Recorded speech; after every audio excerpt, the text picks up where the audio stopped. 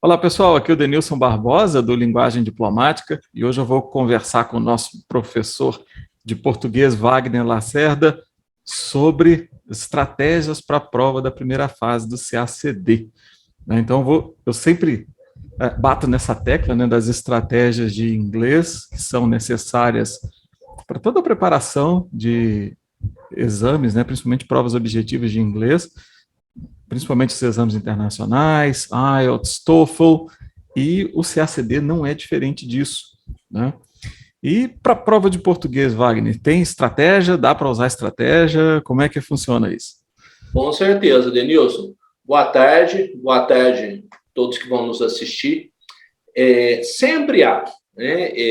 A gente, muito tempo aí nessa estrada, a gente vê muita gente boa fazendo provas, concursos, e que de repente não consegue passar exatamente porque não conhece o caminho das pedras aí para conseguir fazer uma prova bacana. Então, é preciso sim aprender estratégias. Claro, trazendo conteúdo, né? Trazendo estudo e tudo mais, mas há alguns caminhos, eu não gosto muito da palavra, mas talvez alguns macetes até para poder facilitar aí a jornada, digamos assim. Exatamente. Porque como se trata de, bom, concurso, uma competição, né? Então, isso que nós vamos falar aqui hoje é sobre, vamos dizer, performance, né? É performance, é método, sobre como fazer, como ter ali o melhor desempenho, e é algo que pode realmente melhorar ali, elevar a nota do candidato, independente, né, digamos, da elevação do conteúdo, né, dele aumentar conteúdo, aumentar conhecimento ou não, né. Ali naquele mesmo nível ele pode melhorar a nota dele tendo estratégia, né? Então, como eu comecei falando aqui, essa questão das estratégias, vamos partir do ponto de vista da preparação para exames, né? Eu gosto sempre de fazer esse link com os exames, para que não seja uma coisa simplesmente minha, uma ideia minha, né, que partiu do Denilson. Toda a preparação para exame internacional, se você, né, vai fazer IELTS, TOEFL ou os exames de Cambridge também, se você entra para uma preparação específica, né, ou até mesmo material para esses exames, um dos pontos essenciais ali é o conhecimento das estratégias de leitura em inglês e a aplicação dessas estratégias de leitura à resolução de questões objetivas, por exemplo. Então, não é somente conhecimento, se você observar lá nas provas, né, elas avaliam as suas habilidades. E o mesmo acontece ali na prova de inglês CACD. Ela tem as suas particularidades, né, os itens, certo, errado, mas tudo se aplica. Então, eu vou falar aqui tanto para quem vai fazer a prova agora, quanto para o longo prazo, né? Quem está começando e vai estudar para o outro ano, vai se preparar para o outro ano. Tá? Então, vamos lá. Primeiramente, né, primeira estratégia, né, de inglês que você deve aplicar ali, né, quando você se depara com um texto, principalmente em língua estrangeira, a estratégia que é chamada de prediction. Né? Se você tiver um título ali, você observar o título e, enfim, fazer aquela especulação inicial. Eu costumo dizer que duas perguntas são importantes. Né? O que você espera do texto, a expectativa que você tem sobre o texto, e a outra é você, né, se pergunta o que você sabe sobre o conteúdo. Então, isso já cria ali uma preparação para você caminhar, né, ao longo do texto. Então, em inglês chamamos de prediction. A segunda é a estratégia skimming. Skimming é aquela leitura rápida, do início ao fim, né, onde você não lê em profundidade, você não agarra nos detalhes, principalmente se você estiver lendo em inglês e se deparou ali com um vocabulário desconhecido, se você trava ali, perde o tempo, enfim, perde toda vamos dizer, a média de tempo que você tem por questão na prova, né?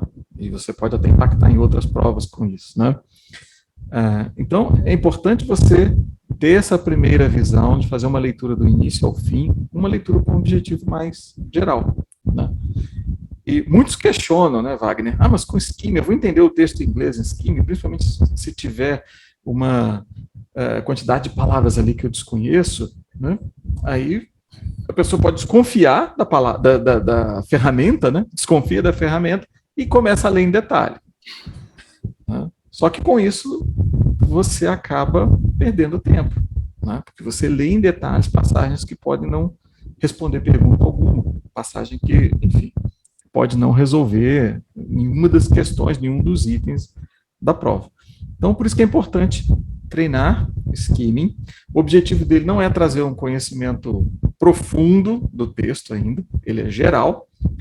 Então, por isso que você pode confiar nele. É genérico, é uma preparação para você partir para as questões. Né? E quando você vai ali para as questões, para os itens, você pode, mais uma vez, fazer o skimming primeiro, é uma opção, né? Faz o skimming de todas as questões para você ter uma visão geral do que elas vão perguntar para você. Tá?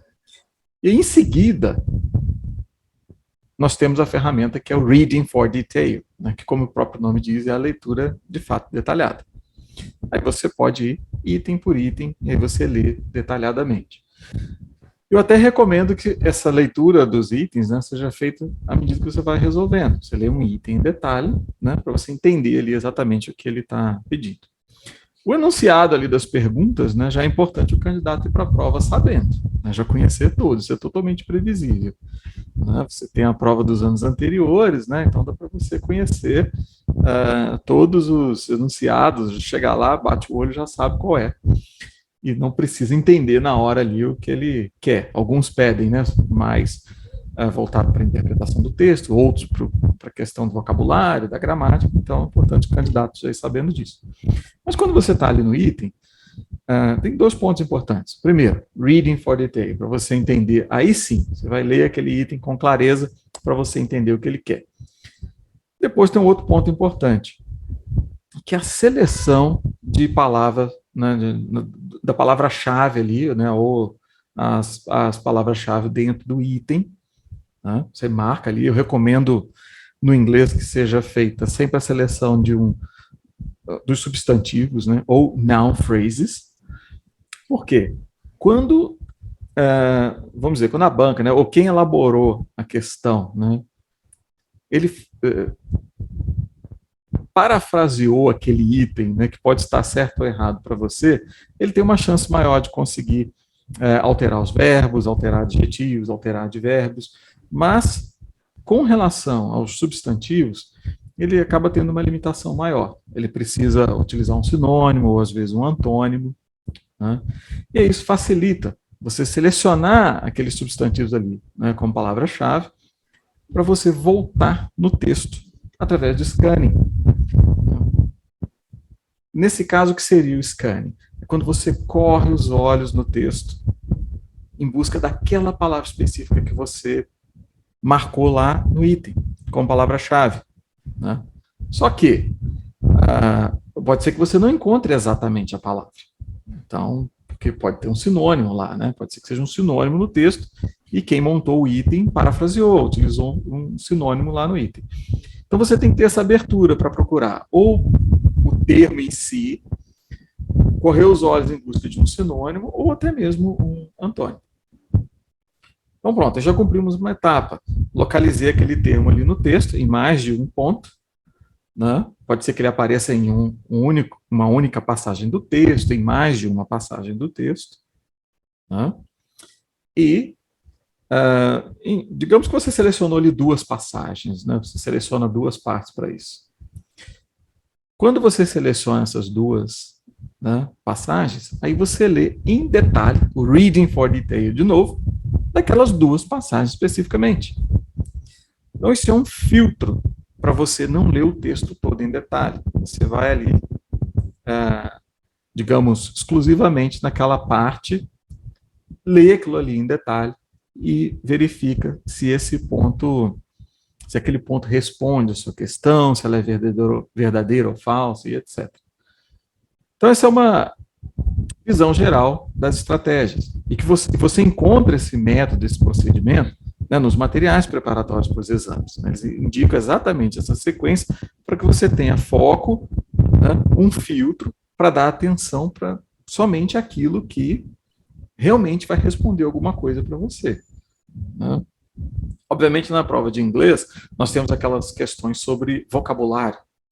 Né? Ele pergunta ali se o termo tal, na linha tal, né, pode ser substituído pelo outro, ou pode ser substituído sem ter erro gramatical, sem mudança de significado. Enfim, aí nesse caso, né, por mais que você tenha a linha indicada, ainda assim, se você corre os olhos ali, até chegar naquela linha, isso também é scanning. Né? Um dos principais exemplos que os livros colocam como scanning é quando você procura alguma coisa, por exemplo, numa lista telefônica que nem existe mais, antes, que ninguém nunca mais viu. Talvez a próxima geração de CACDistas nem vai saber o que é lista telefônica de papel, né? Enfim, mas aquilo ali é scanning. Se você busca um termo no dicionário correndo os olhos ali na página, é scanning. Então não deixa de ser scanning. Né? Então você vai lá, encontra o termo, e você tem que substituir a palavra que está lá no item, né? Saber se ela vai funcionar ali no texto ou não. Bom, aí nós podemos enfrentar o seguinte problema. Ou lá no texto, a palavra que é perguntada, se ela pode ser substituída, ela pode ser uma palavra muito incomum. E normalmente essas que são escolhidas, né, quando eu monto simulado, eu faço da mesma forma, eu pego a mais estranha possível lá e pergunto se pode substituir por outra mais estranha ainda. Né? E essas questões, elas têm um certo nível de dificuldade que realmente depende do vocabulário do candidato. Né? Então, se o candidato não conhece o vocabulário, né, o que está lá no texto, né, ele pode tentar pegar a palavra do item e verificar se ela, enfim, cabe ali, para ele avaliar se a alternativa, né, se o item é certo ou errado. Né? Agora, ele pode não conhecer nenhuma das duas e não ter parâmetro para avaliar. Né? Então, no primeiro caso que eu citei, é possível você avaliar a frase, aí você pega aquele termozinho ali e, por inferência, tenta atribuir um significado a ele e vê se o termo lá funciona. Então, isso seria uma alternativa ali para a hora da prova, caso o candidato não conheça o vocabulário. Então, isso nos leva a uma outra questão, que é o que fazer no longo prazo, que é sempre trabalhar na aquisição de vocabulário na leitura em inglês. Então, por isso que nós temos aí sempre a recomendação. Ler texto com frequência, montar listas, aprender essas palavras, revisar a lista, né, lista com aplicativo, né, eu recomendo sempre o uso do Quizlet, porque o que vai contar ali na hora é, de fato, essa, vamos dizer, a quantidade de vocabulário que você conseguiu adquirir ao longo do tempo. Né?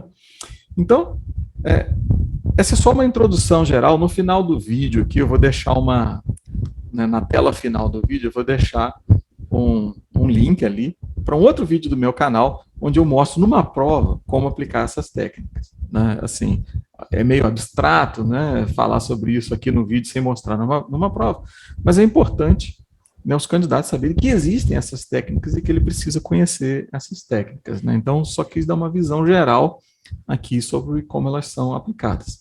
Então, você pode, no curto prazo, entender essas técnicas e já tentar aplicá-las para a prova desse ano, por exemplo, mas eu diria que o ideal mesmo é você conhecer as técnicas e aplicar ao longo do tempo, para que você ganhe confiança na utilização dessas técnicas. Né? E porque você também precisa ter flexibilidade, né? De acordo com o tipo de texto, de acordo com o tipo de desafio, você tem que saber para qual delas você vai apelar. Né? Adaptar o tipo de texto, adaptar o tipo de questão. Mas, enfim, então, o primeiro é passar esse recado, essas estratégias existem e o vídeo vai estar aqui no final, o link para ele, para vocês verem como isso aplica à prova. Né?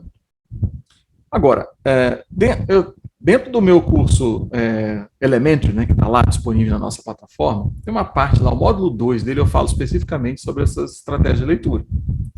Módulo 1 é sobre aquisição de vocabulário. 2 já é estratégia de leitura. porque depois que o candidato passa ali pelo módulo 1 e 2, ele já sabe adquirir vocabulário e já sabe as estratégias de leitura. Né? E aí, quando chego ali, muitos me perguntam, eu posso fazer isso também em português? Posso fazer em francês, espanhol? Dá para fazer? Enfim, eu queria passar essa questão para você, Wagner. Essas estratégias dá para fazer no português? É a mesma coisa? Tem diferença? É igual? O português tem suas próprias técnicas? Como é que é isso? Né? Bom, é o seguinte, Denilson. Mais ou menos. Já vou começar andando em cima do muro. Mais ou menos. Naturalmente que inglês, francês e espanhol, por serem línguas estrangeiras para nós, né? Naturalmente que tem aí pequenas diferenças. Tem coisa que você falou que funciona bem, sim, mas tem algumas outras que a gente vai ter que medir. Bom, para começo de conversa, quando a gente dá uma olhada na última prova de primeira fase, a gente nota que houve 6 pequenos textos. Eu considero pequenos, né? Um texto o maiorzinho tinha 50 e poucas linhas, 57 linhas. É um texto pequeno. Né? É um texto que não envolve tamanha dificuldade de leitura.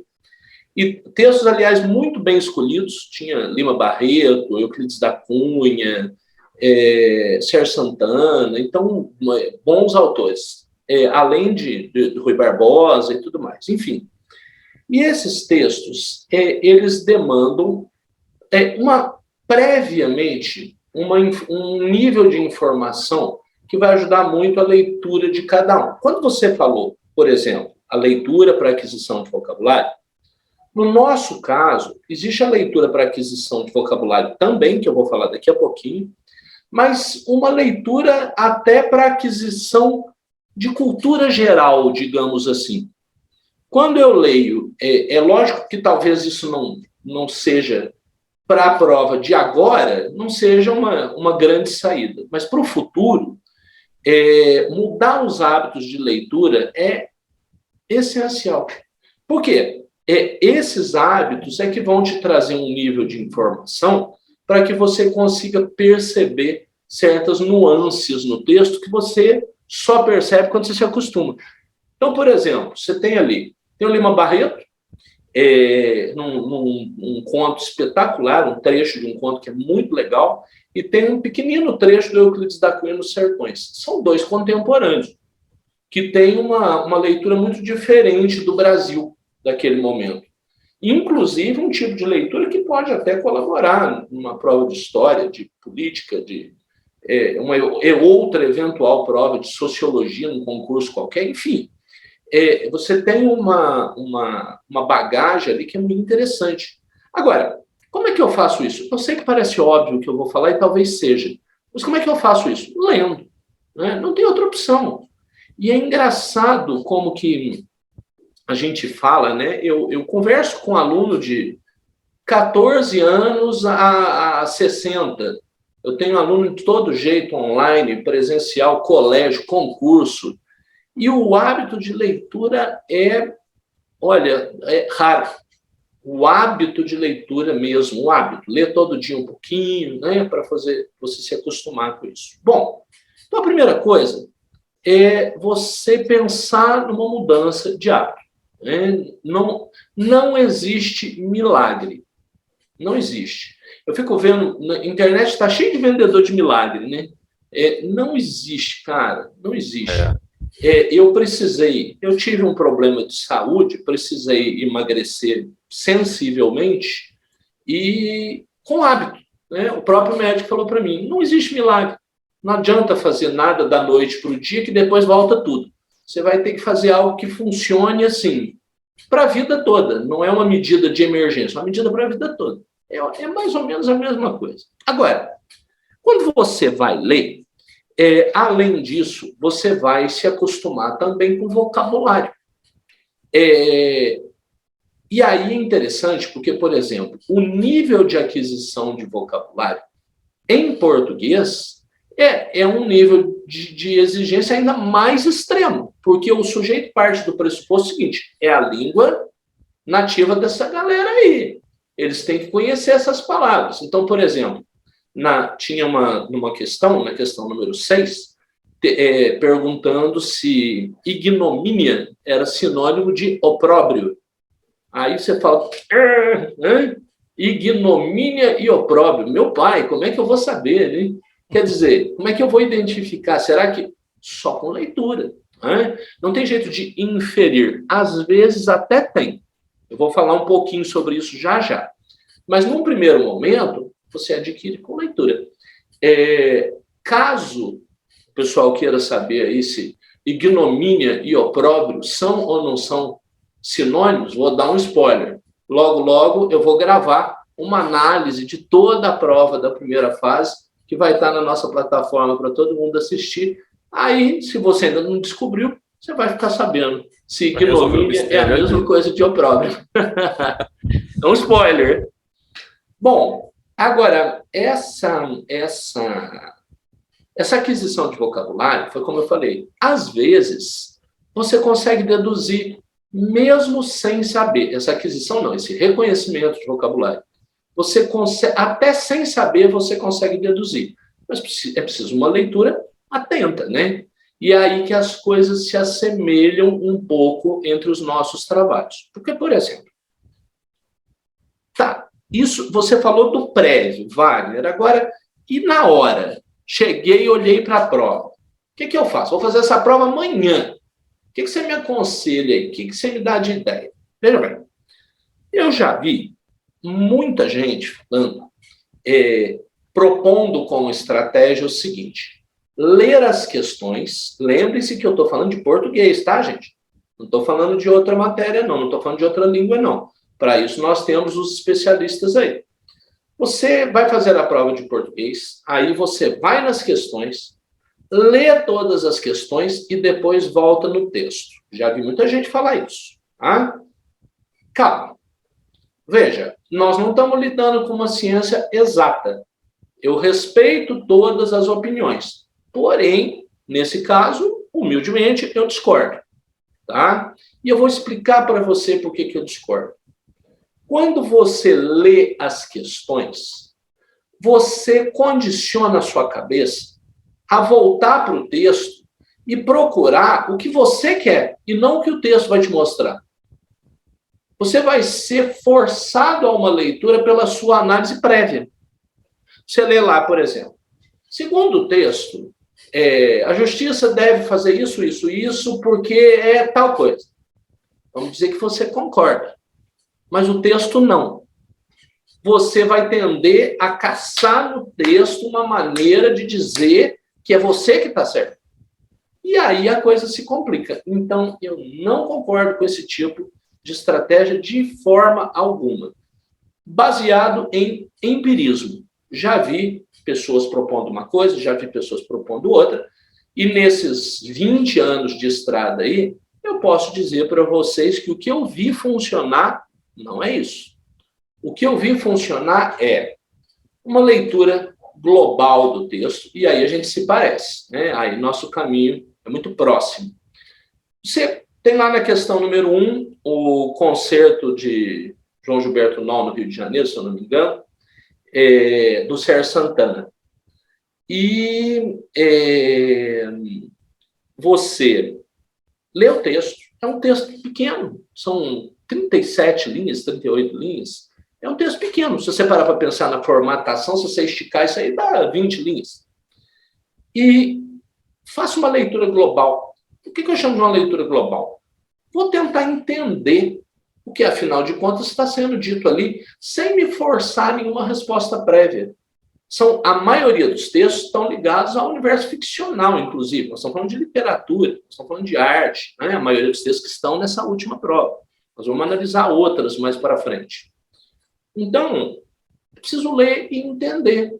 Você lê um conto, você lê um romance, seja lá o que for, leu Memórias Póstumas de Brás Cubas. Você não vai ficar lendo linha por linha para tentar entender cada coisa. Quando chega no final, eu te pergunto assim, do que se trata o livro?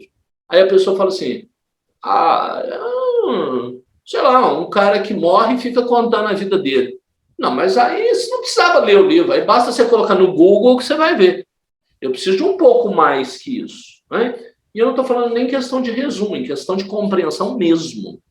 Bom, feito isso, depois que você tem uma ideia do que se trata o texto, aí sim, aí você vai voltar, né? Você vai pedacinho por pedacinho, parágrafo por parágrafo, talvez, ou se não for tão grande, 2 parágrafos de 2 em 2, e tentar apegar nos detalhes. Mas são importantes? São. Tem questões, como vocês vão ver quando a gente comentar, tem questões que pegam em detalhes, em minúcias do entendimento do texto, né? E aí, depois disso, você pode, por exemplo, inclusive, do lado de cada parágrafo, fazer uma pequenina anotação, fazer um pequenino registro de cada coisa, e aí você passou pela segunda leitura, né? Percebe, Denilson, como que nesse ponto nós parecemos aí nos caminhos? Bom, aí chegamos num terceiro momento. Terceiro momento, aí você vai para as questões. Tá. Entenda uma coisa. Quando você lê um texto em português, você passa por 3 fases. O primeiro deles é a compreensão. Meu filho, você entendeu o que você leu? Porque às vezes não, né?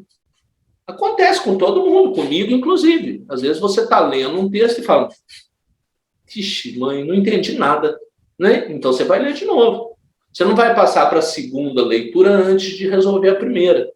A primeira equivale à compreensão. Entender o que o texto está falando. Boa parte da população brasileira é analfabeta funcional. Não consegue entender nenhum texto que lê. Então nós temos aí um quadro complicado. Feito isso, você vai passar para a interpretação, que é diferente da compreensão. Você vai começar a entender perspectivas do texto. Tem questões que perguntam. Segundo o texto, o autor defende tal, o narrador propõe que. Aí você vai passar a fazer as interpretações. Não é uma mera compreensão. E aí tem um terceiro passo, que é a dedução, é a inferência. É quando você começa a tirar conclusões a partir da leitura, mas com o seu conhecimento de mundo, com a sua bagagem, com a sua cultura. Pronto. Aí nós temos um processo legal. E ainda tem um detalhe. Além de tudo isso, nós temos os conhecimentos que estruturam o texto.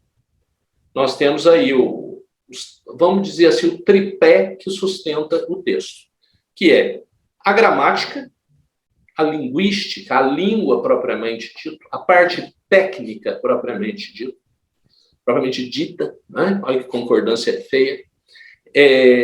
Do outro lado, você tem a parte estilística, que é, digamos, a parte mais literária. E, no cruzamento de ambos, você tem a parte semântica, que é uma parte que envolve, às vezes, até outros conhecimentos, que envolve o que conecta o técnico com o estilo, o que faz com que gramática e literatura construam um texto bacana, como esses aí que vocês tiveram a oportunidade de ver na última prova. Né? Ou seja, aí começam as outras perguntas. Aí começam a surgir as outras perguntas da prova. Aí vem a parte de gramática, a parte de literatura, estilo, e a parte de semântica. A parte de gramática, como vocês vão ver também, depois quem for acompanhar o nosso curso das aulas, eu vou insistir muito nisso, nas aulas regulares, a parte de gramática, ela pega detalhes. Então, você fala assim, se eu... tem uma das alternativas de uma questão, fala assim, lá na linha tal, se eu trocar neste por nesse, tá tudo bem? Gramaticalmente, tá tudo ok? Aí, começa uma pergunta, né? Normalmente a gente fala, tá. Né? Você vai escrever e falar que se dane, nesse, é tudo a mesma coisa. Não é não. Nesse serve para uma coisa, neste serve para outra. Né? Quando você fala assim, papai fuma muito, certo? Você já falou. esse vício vai matá-lo. Ou seja, você está fazendo referência a algo que veio antes. Agora, se fosse o contrário, você falaria assim, este vício vai matá-lo. 2 pontos. Papai fuma muito. Você anunciou o que você vai dizer. Olha que detalhe. É tão difícil assim? Não. Mas alguém tem que dizer para a gente, né? É aí que entra o detalhe. Você pode aprender isso sozinho? Pode. Você pode, só que você vai levar 1 mês para aprender o que eu acabei de te ensinar em 30 segundos. Esse é o grande barato dos detalhes da gramática. Na parte de estilo, é a parte onde a gente entra com o conhecimento literário. Né? E aí eu vou insistir com vocês na leitura. Né? Tem que procurar leitura, tem que ler mais. Né? Depois, quando formos estudar, vou aconselhar alguns livros a serem lidos, vou montar em cima das aulas algumas referências, análise de um ponto de acordo com o que se faz na prova, muita coisa bacana para a gente fazer. Né? E na parte de semântica é muito interessante o nível das questões que eles colocam é muito legal. Semântica é sentido, né? Semântica é sentido, basicamente. Então é um campo muito entre o técnico e o estilo. Quando fala tal coisa, o autor funciona se ele dissesse outra coisa. Se ele dissesse no lugar dessa frase, ele dissesse essa. Dá na mesma? Pois é, às vezes não. Às vezes é uma questão gramatical que faz com que tudo mude. Vou dar um exemplo simples para vocês. Dizer um velho amigo é a mesma coisa de dizer um amigo velho? Não, não é. Gramaticalmente, não mudou nada. Você tem substantivo, adjetivo, está tudo certinho. Mas essa mera mudança mudou todo o sentido. Um velho amigo é um amigo de longa data, né? Como o digníssimo professor de francês de vocês, que eu já conheço há 20 anos. Agora, um amigo velho, aí é diferente. Né? Tive um amigo falecido recentemente, seu Pascoal, que faleceu com 94 anos de idade, extremamente lúcido, só andando bem devagarzinho, mas ele era um amigo velho, mas também era um velho amigo. Então, será que o velho amigo velho? Né? Aí tem bastante coisa para a gente desenvolver. Perfeito, Denilson. Acho que tem um caminho aí para a gente puxar um fio, né? Para a gente começar a entender algumas coisas. Essas reconstruções, né, na prova da primeira fase, elas são muito frequentes, né? E elas vão perguntar se vai mudar o sentido, né? Ou melhor, né? Se a reconstrução não vai implicar em erro gramatical algum, né? Então tem que ter essa visão mesmo ali, né? E, enfim, tem um outro ponto, né? Você estava falando aí, eu lembrei dessa outra questão, né? Como eu comentei, no inglês é bem recorrente essa questão das perguntas sobre vocabulário, né, os itens sobre vocabulário, aquele ali que, né, um do texto que é um vocabulário estranho. Ele vai ser trocado lá no item por um outro mais estranho ainda. Né? E isso no inglês, ele esbarra numa questão, eu costumo até falar o seguinte, não, ele não é difícil, ele é de baixa frequência. Né? Ele é um termo de baixa frequência. Então, e aí você tem um problema para adquirir esse vocabulário que você não vai esbarrar com ele toda hora. Né? Então, se você lê pouco, se você lê menos, aí menos ainda. Né? E se você lê muito, a chance de esbarrar com aquele vocabulário já é remota. Mas ainda assim já tem algumas coisas que eu gosto de trabalhar, separo algumas listas e etc. Olha, vai por aqui, porque esses termos já... É uma coisa que dá para a gente fazer, né? Sim, olha, isso aqui tem uma chance de aparecer. Obviamente não dá para prever tudo, mas o ponto está aí. A prova vai trabalhar com esse vocabulário de baixa frequência, de baixíssima frequência, e lá ele vai colocar um sinônimo de baixíssima frequência da mesma forma, né? E também pode ocorrer por áreas, né? Entra um texto de uma determinada área de conhecimento, né? Por exemplo, nós tivemos uma prova, agora não lembro o ano exato, né, que era um texto sobre uma luta ali entre muçulmanos e cristãos, né? Os cristãos defendendo o castelo. E aí você tem todo aquele vocabulário ali dos objetos do castelo, das armas do período ali, né? Então, ali você vai ter uma leitura que sai da curva, por exemplo, né? Fora do que todo mundo está lendo muito aí, atualidades, né? Lendo economia, política e etc. E aí vem um texto sobre uma batalha ali no período medieval, né? Então, assim, e aí? Como nós lidamos com vocabulário de baixa frequência, né? Raro aí no português, né? Pois é. É o caso aí, né, do ignomínia e o opróbrio, né? Que vai ficar aí a surpresa para quando eu gravar a aula dos comentários sobre a prova, só lá que eu vou contar. Só para todo mundo poder assistir. Não difere muito do que você falou, não, Denilson. Claro, né, alguém poderia dizer assim, que se dane, né? O que é ignomínia e opróbrio? Não estou nem aí, não vou falar isso, não serve para nada. Cara, independente da sua opinião, é o tipo de palavra que vai ser perguntado. Porque o seu termo aí da baixa frequência é muito bom. Claro, são dois termos, por exemplo, estão no texto do Lima Barreto, começo do século XX, já faz tempo. Ou seja, nós estamos lidando com palavras de 100 anos atrás. E boa parte dos autores, né?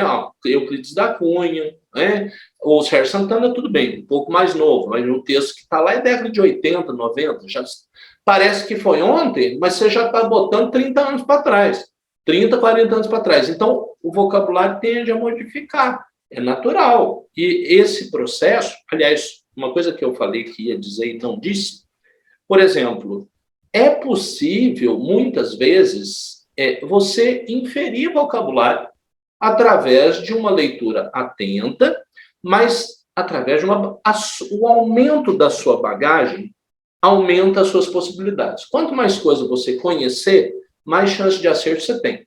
Claro que eu não estou falando do acerto direto, porque isso é óbvio. Estou falando de acerto indireto. Se você sabe coisas aqui, você sabe chegar na que está aqui sem saber qual que é a que está aqui.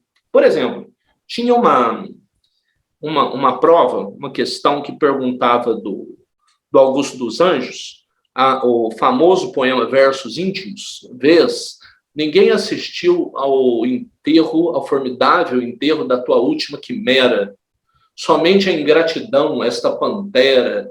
Ou seja, e aí perguntava o que era quimera. A pergunta era bem objetiva, o que era quimera? Aí, se você fosse nas alternativas, com facilidade, eu sei que aí não tem alternativa, estou apenas dando um exemplo, você facilmente conseguia chegar à conclusão que era sonho. As outras alternativas não faziam o menor sentido. E quando você relê, ninguém assistiu ao formidável enterro da tua última quimera. Aí você pensa, mesmo que não tenha alternativa, teu último sonho, teu último desejo, a sua última vontade, vai bater tudo no mesmo lugar. Vai bater tudo no mesmo lugar. A palavra que vai achar em alternativa quando tem prova, pouco importa, porque o resultado é o mesmo. E, se você, porventura, soubesse que a quimera era um animal mitológico que voava de noite pelas cidades e trazia os sonhos, e aí ficou confundido. Em mitologia grega tem muito isso, né? Representa a coisa e é a coisa, né? Poseidon é o deus dos mares e é o mar. Isso é muito comum. Hades é o inferno e é o deus do inferno. É a mesma coisa com a quimera. Ela traz o sonho e é o sonho. Mas veja, você precisava com certeza saber disso? Não. Dava para você descobrir de uma maneira ou outra, né? Com uma possibilidade de inferir através de uma leitura minimamente razoável. Mas não é muito diferente do que você falou, não. É isso aí. Porque, enfim, o inglês tem muito isso, né? Técnica para leitura, técnica para escrita, e é tudo bem fechado com o nome, né? Nome dado, né? Fazer o procedimento tal. Enfim, muita coisa coincide, né? Muita coisa específica, né? Enfim, a particularidade ali de cada idioma, né? Mas, de qualquer forma, nós caímos num ponto comum aqui, principalmente para o longo prazo, né? Bastante leitura, né? Os hábitos, né? Enfim, e os outros aspectos que você abordou, né? A questão do conhecimento do idioma, da gramática, né? Enfim. Então, só para a gente encerrar, vou deixar 2 recados aqui. primeiro, no final do vídeo agora, quando o vídeo acabar, vou deixar, na verdade, 2 links ali, né?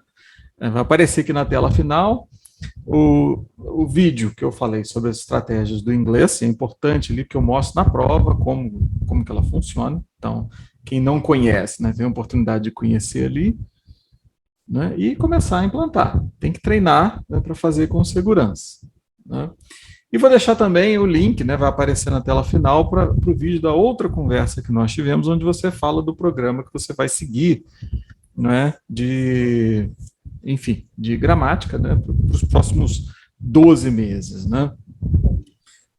Bom, então esses 2 vídeos estarão disponíveis ali. E um outro recado agora, né, importante para esse momento, é o seguinte, né, até no mesmo, né, no vídeo anterior nós comentamos sobre isso, nós estamos aí no momento da transição, né, saindo do inglês CACD e indo para a linguagem diplomática, né, e nós estamos, né, recebendo agora, dentro da nossa plataforma, os nossos primeiros membros. Esse é um conceito importantíssimo da nossa plataforma. Não é um curso que você adquire um pacote fechado, né, com tantas aulas ali, né, e nem, enfim, não é uma mensalidade igual de escola, é uma assinatura que você paga para se tornar membro da nossa plataforma, né, e lá você transita em todos os, né, com essa única assinatura você transita em todos os idiomas, português, inglês, francês, espanhol, você tem acesso a todo o conteúdo, são conteúdos, né, para todos os níveis, né, e principalmente no caso das línguas estrangeiras, né, e também conteúdo para todas as fases, né? Primeira fase de português e inglês, segunda fase de português e inglês, né? E o conteúdo de espanhol e francês da terceira fase, né? E nós, né, um ponto importante, né, é que nós temos um carinho especial, principalmente para os membros que estão entrando agora, que são aqueles que estão nos apoiando, apostando no projeto desde o início, né? E para isso nós oferecemos uma assinatura ali com 50% de desconto. E esse 50% de desconto ele vai ser válido realmente para os membros fundadores, né? E outra coisa que é importante, né? Essa assinatura não vai mudar mesmo depois quando acabar enfim, quando acabar esse período de desconto, né, que realmente vai depender, né, as vagas são realmente limitadas, né, e realmente vai depender do número de assinantes, né? Então, mesmo voltando, indo para o valor normal depois, né, ou qualquer outro reajuste futuramente, esses membros fundadores vão pagar sempre o mesmo valor. Então, a oportunidade das pessoas entrarem para a nossa plataforma, conviver ali conosco, né, e garantir ali o acesso a esse material para toda a sua preparação, que é uma preparação aí de médio e longo prazo, né, para o CACD. Então, é uma garantia sobre esse aspecto, né? O único ponto, né, a única questão que não está incluída nessa assinatura são os programas específicos de correção das atividades da segunda fase, né, que é um programa onde nós pegamos a questão, analisamos em detalhe, né, passamos um feedback bem detalhado, né, por escrito, em vídeo, e orientamos o que cada candidato deve fazer a partir dali para lapidar sua produção textual, né? Bom, então é isso. Você gostaria de adicionar mais alguma coisa, Wagner? Só lembrar, não sei se de repente o pessoal vai assistir antes, pode até ser que coincida de assistir depois esse vídeo, que nós estamos gravando aí numa sexta-feira, nesse final de semana, eu vou gravar análises das provas, da prova, em primeiro lugar, da última prova, possivelmente de outras, nós vamos voltando também, e vai ser muito legal, tomara que o pessoal se anime a assistir, que eu vou pegar a questão, nós vamos ler o texto, vamos bater um papo do aspecto estilístico, do autor, dar umas dicas do autor, e aí pegar questão por questão, analisar alternativa por alternativa, certo, errado e tal, para a gente ir dialogando, ensinando já algumas dicas de gramática em cima das próprias alternativas. Vai ser muito bacana, viu? Se alguém assistir esse nosso vídeo aqui, já pode preparar para assistir o outro, que eu tenho certeza que vai valer a pena. É isso. Então, para o CACD, né, 2022, né, quem principalmente entrou recentemente, né, os primeiros membros fundadores, né, entrou para a nossa plataforma, ou entrar agora, né, durante essa semana antes da primeira fase. Então, vocês vão ter a oportunidade de ver detalhadamente, né, ali na prova, essa parte de técnica, estratégia, tudo isso que o Wagner falou aqui, ele vai mostrar ali na prova como isso se manifesta, né? E como o inglês, né, já era um processo um pouquinho mais antigo, já tem esse tipo de análise dos últimos 6 anos de primeira fase. Então, as 6 últimas provas estão lá analisadas, onde eu falo passo a passo, questão por questão, como aplicar essas estratégias de leitura, né? Mas, de qualquer forma, eu vou deixar aqui no final o link para o vídeo, onde eu também mostro de forma genérica como isso se aplica. Mas lá tem exaustivamente, né, a coisa aplicada, né, com as provas dos últimos anos, dá para ter uma visão geral de como a coisa evoluiu ao longo do tempo. Sim. Bom, então, obrigado, Wagner, obrigado a todos que nos acompanharam até aqui, até o final, né? E vamos... Um abraço para todas, um abraço para todos. Obrigado, Denilson. Um abraço, obrigado, tchau.